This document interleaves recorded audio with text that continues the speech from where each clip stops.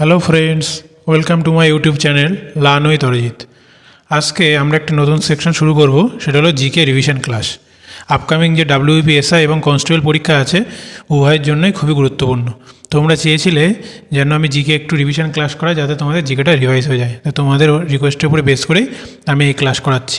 যদি ভালো লাগে লাইক ও সাবস্ক্রাইব করো, ঠিক আছে? তাহলে চলো শুরু করা যাক। ফার্স্ট কোশ্চেন কী আছে এখানে? যে কোশ্চেনগুলো, আচ্ছা শুরু করার আগে বলে দিই, এখানে যে কোশ্চেনগুলো আলোচনা করা হয়েছে সবই previous year question. Previous year কোশ্চেনের উপরে বেস করেই আজকের ডিসকাশনগুলো হবে, ঠিক আছে? আর তার সঙ্গে কিছু গুরুত্বপূর্ণ পয়েন্টও আমরা এক্সট্রা জেনে নেবো, ঠিক আছে? তাহলে চলো শুরু করা যাক। ফার্স্ট কোশ্চেন কী আছে? প্রেইরি তৃণভূমি কোথায় অবস্থিত? ঠিক আছে, অপশান কী আছে? উত্তর আমেরিকা, দক্ষিণ আমেরিকা, আফ্রিকা নাকি মধ্য এশিয়া? বলো কোনটা হবে অ্যান্সার। তোমরা এটা চাইলে ম্যাপের মাধ্যমে মনে রাখতে পারো, ঠিক আছে? দেখো, এটা হলো উত্তর আমেরিকা, এখানে কি আছে? প্রেইরি, ঠিক আছে?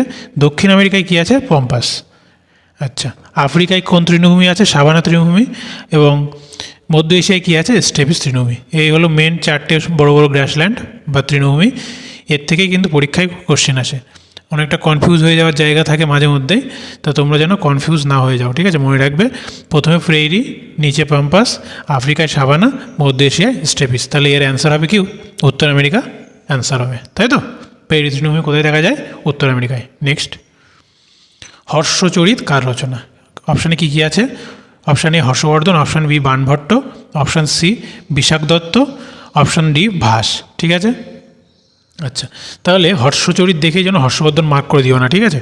হর্ষচরিত হলো হর্ষবর্ধনের সহকবি বাণভট্টের রচনা, ঠিক আছে? তাহলে অ্যান্সার হবে কি? বি, ঠিক আছে? এবার হর্ষবর্ধন সম্পর্কে একটু জেনে নিই। হর্ষবর্ধন কোন বংশের রাজা ছিলেন? না পুষ্যবর্তী বংশ বা বর্ধন বংশ বলে যেটাকে, ঠিক আছে? সেই বংশের রাজা ছিলেন। হর্ষবর্ধনও তিনটি বই বা পুস্তক লেখেন, কী কী? নাগানন্দ, প্রিয়দর্শিকা এবং রত্নাবলী, ঠিক আছে? নামে তিনটে সংস্কৃত নাটক লেখেন। আর হর্ষবর্ধনের রাজধানী কী ছিল? কৌনস, ঠিক আছে? মনে থাকবে। আচ্ছা, অন্যান্য অপশানগুলো দেখে নিই। বিশাখ দত্তের লেখা বইয়ের নাম কি? দুটি বই তিনি লেখেন, সংস্কৃত বই, মানে বিখ্যাত যে দুটি বই। আরও লেখেন দুটি বই, হলো মুদ্রা রাক্ষস এবং দেবী চন্দ্রগুপ্তম, ঠিক আছে? আচ্ছা, ভাসের লেখা বইয়ের নাম কি? না স্বপ্ন বাসব দত্তা, মনে থাকবে। তাহলে আরেকবার রিভাইজ হয়ে যাক। বাণভট্টের লেখা গ্রন্থ কি? হর্ষচরিত, ঠিক আছে? এখানে হর্ষবর্ধনের জীবনী এবং তার রাজত্বকাল সম্পর্কে আলোচনা করা আছে। হর্ষবর্ধন কী কী বই লিখেছেন? নাগানন্দ, প্রিয়দর্শিকা এবং রত্নাবলী, ঠিক আছে? হর্ষবর্ধনের রাজধানী কোথায় ছিল? কৌনস। হর্ষবর্ধন কোন বংশের রাজা ছিলেন? পুষ্যবতী বংশ বা বর্ধন বংশ। বিশাখ দত্তের দুটি উল্লেখযোগ্য গ্রন্থের নাম কি? মুদ্রা রাক্ষস ও দেবীচন্দ্র গুপ্তম, ঠিক আছে? আর ভাসের লেখা পুস্তকের নাম কি? স্বপ্ন বাসব দত্তা, ঠিক আছে?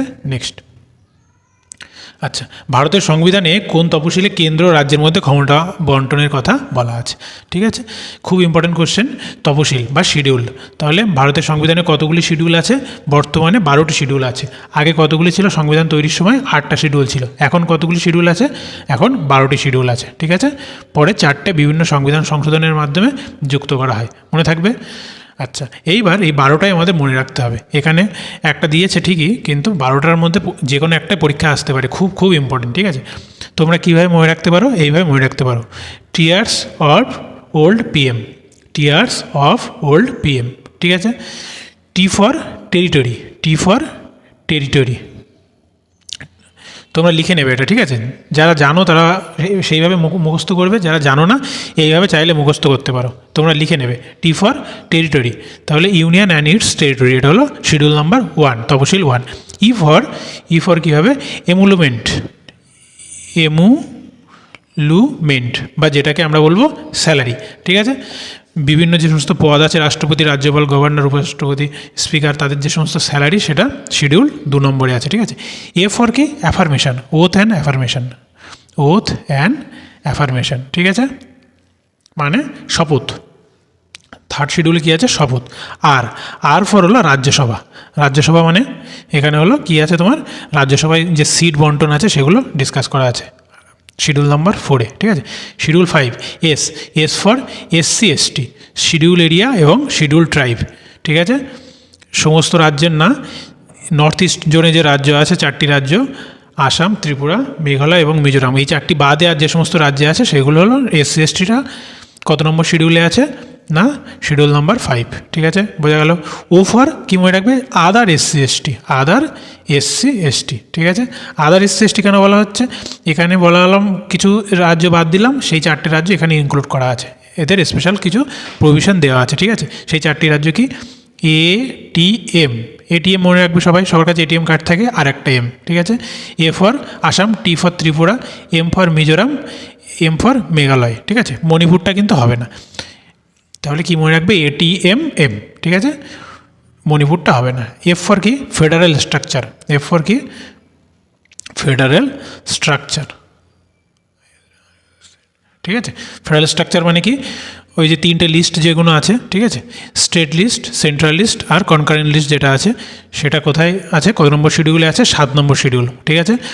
এবার সেটাই এখানে কোশ্চেনে দেওয়া আছে যে ভারতীয় সংবিধানের কত নম্বর তফসিলে কেন্দ্র রাজ্যের মধ্যে ক্ষমতা বন্টনের কথা বলা আছে, ঠিক আছে। অ্যান্সার হবে কি, অপশান নাম্বার এ, 7ম শিডিউল।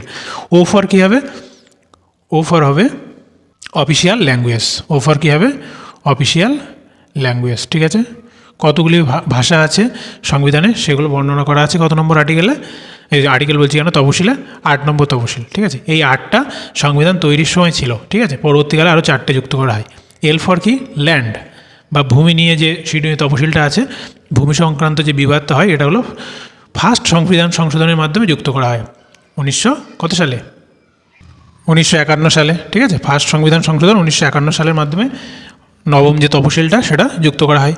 ডি ফর কি, ডিফেকশন বা অ্যান্টি ডিফেকশন ল, ঠিক আছে, মানে কোনো পার্টি যদি সেই কোনো ব্যক্তি যদি কোনো পার্টির থেকে সেই পার্টির যদি হুইপ না মানে, তখন তারপরে যে অ্যান্টি ডিফেকশন যে লটা লাগু হয়, সেটা কত নম্বর তফসিলে আছে না, এটা 10 নম্বর তফসিলে আছে, ঠিক আছে। এটা কার আমলে হয়েছিল, রাজীব গান্ধীর আমলে, মনে থাকবে। কততম সংবিধান সংশোধন, 52তম সংবিধান সংশোধনের মাধ্যমে কত সালে, 1985 সালে, ঠিক আছে। অ্যান্টি ডিফেকশন ল 52তম সংবিধান সংশোধন 1985 সাল। আচ্ছা, 11 নম্বরে কী আছে, 11 আর 12 নম্বরে পঞ্চায়েত এবং মিউনিসিপ্যালিটি, ঠিক আছে। তাহলে এটা কখন যুক্ত হয়, 73rd অ্যামেন্ডমেন্ট এবং 74th অ্যামেন্ডমেন্ট 1992, ঠিক আছে, মনে থাকবে। তাহলে কীভাবে মনে রাখবে, টিয়ার্স অফ ওল্ড পিএম, ঠিক আছে, এইভাবে সব কটা তফসিল মুখস্থ করে নেবে, বোঝা গেল। নেক্সট,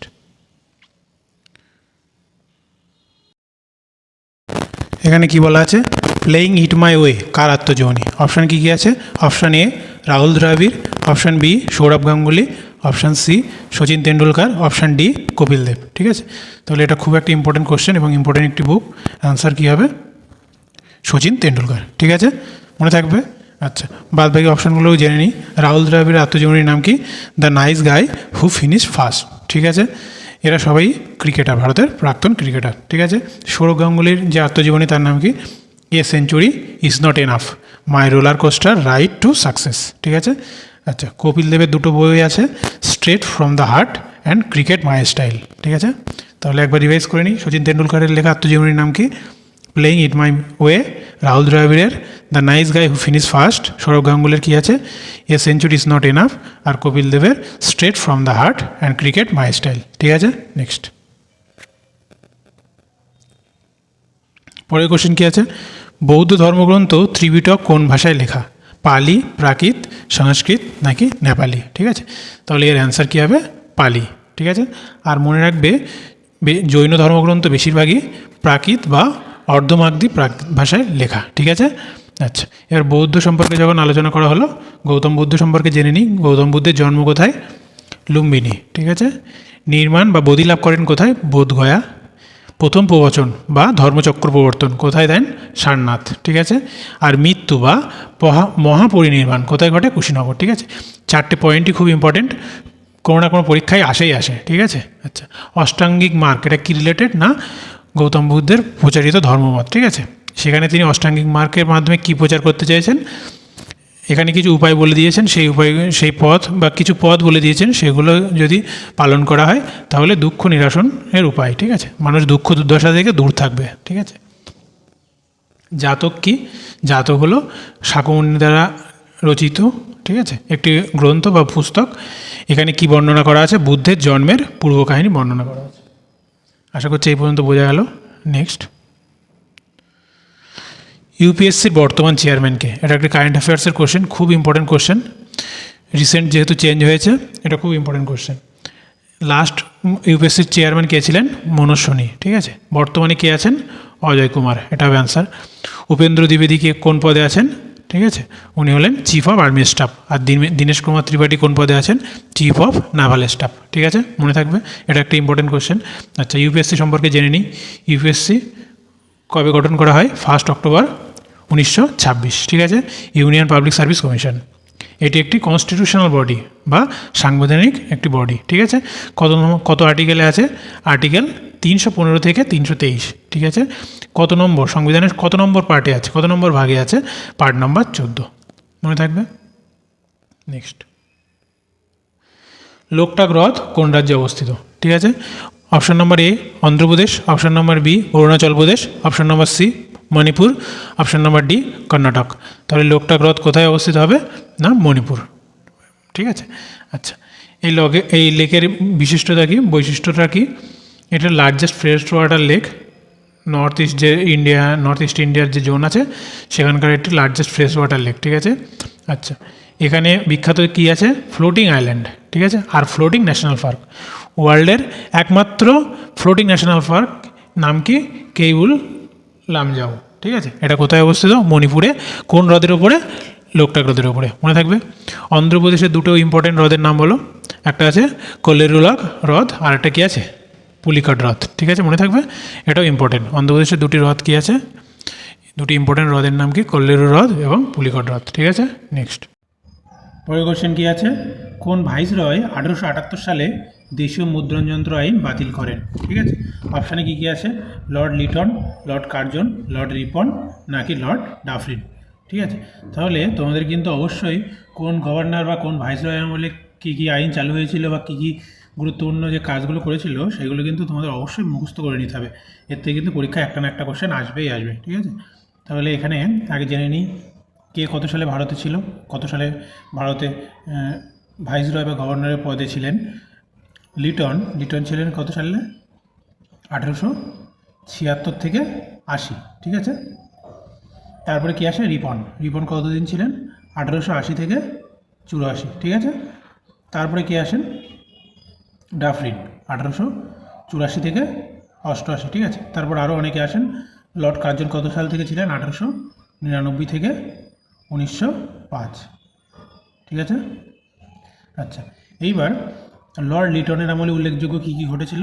না, দেশীয় মুদ্রণ যন্ত্র আইন, ঠিক আছে, বা ভার্নাকুলার প্রেস অ্যাক্ট, সেটা জারি করেছিলেন কে? লর্ড লিটন। ঠিক আছে, ভারতীয় অস্ত্র আইন কে প্রচলন করেছিল? লর্ড লিটন। ঠিক আছে, সিভিল সার্ভিস পরীক্ষার বয়স, সর্বোচ্চ বয়স 21 থেকে কমিয়ে 19 করা হয় কার সময়ে? লর্ড লিটনের আমলে। ঠিক আছে, তাহলে লর্ড লিটনের পরে কে আসেন? লর্ড রিপন। এইবার দেশীয় মুদ্রণ যন্ত্র আইন চালু করেছিলেন লিটন, কিন্তু বাতিল করেন কে? লর্ড রিপন। বোঝা গেল? লর্ড রিপনের আমলে আর কী উল্লেখযোগ্য হয়েছিল? ফ্যাক্টরি আইন, ফ্যাক্টরি আইন চালু হয়েছিল। আর একটা যেটা ইম্পর্টেন্ট হয়েছিল সেটা কি?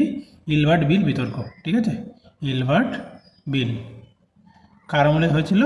লর্ড রিপনের আমলে। মনে থাকবে, পরীক্ষায় কিন্তু এরকম কোশ্চেন আসবে, ইলবার্ট বিল কোন ভাইসরয়ের আমলে হয়েছিল, বা ইলবার্ট বিল বিতর্ক কোন ভাইসরয়ের আমলে হয়েছিল, বা এরকম কোশ্চেন আসবে ইলবার্ট বিল কী জাতীয় বিল, কী সম্পর্কীয় বিল। ঠিক আছে, ওটা মনে রাখতে হবে। এই ইলবার্ট বিলে কী বলা হয়েছিল? না, ভারতীয় বিচারকদের ইউরোপীয়দের বিচার করার পাওয়ার বা অধিকার দেওয়া হয়েছিল। ঠিক আছে, পরে এটা নিয়ে অনেক ঝামেলা গণ্ডগোল আন্দোলন হওয়ার পরে ইলবার্ট বিল আবার প্রত্যাহার করা হয়। ঠিক আছে, আচ্ছা, লর্ড ডাফরিনের আমলে কী হয়েছিল? সবথেকে ইম্পর্টেন্ট যেটা, 1885 সাল